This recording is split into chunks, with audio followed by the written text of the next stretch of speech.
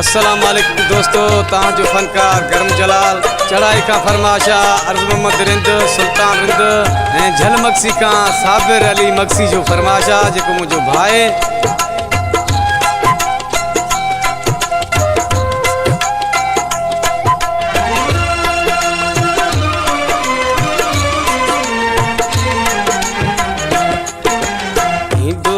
तुझो ख्याल रोई वेहंदो दिल जा सूर ही दिल अंदर में रखंदो दिल जा सूर ही दिल अंदर में रखंदो ईंदो तुझो ख्याल रोई वेहंदो दिल जा सूर ही दिल अंदर में रखंदो दिल जा सूर ही दिल अंदर में रखंदो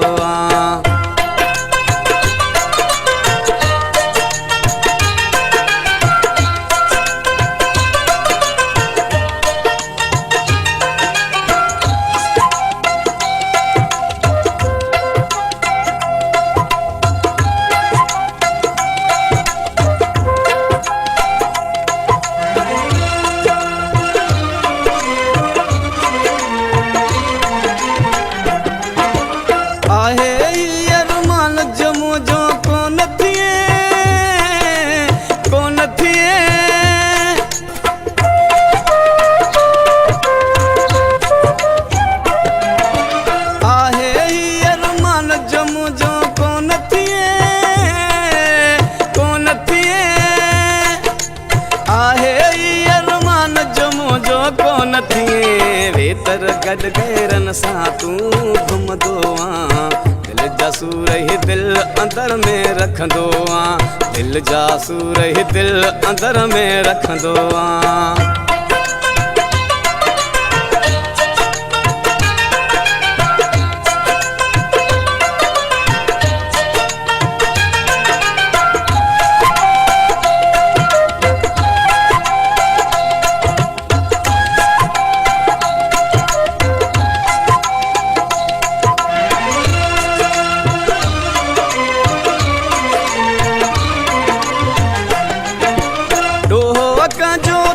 सजन चमयार दिया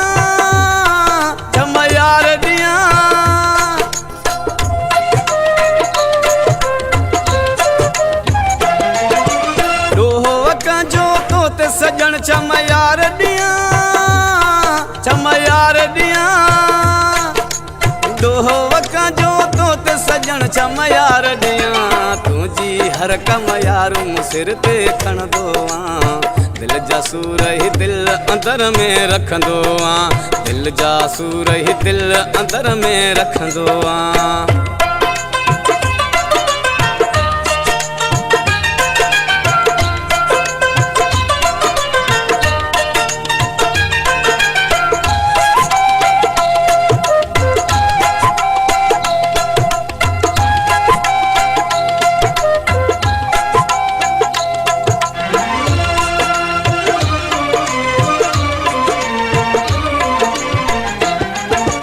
अजीब उमरानी जी केड़ी गाल कया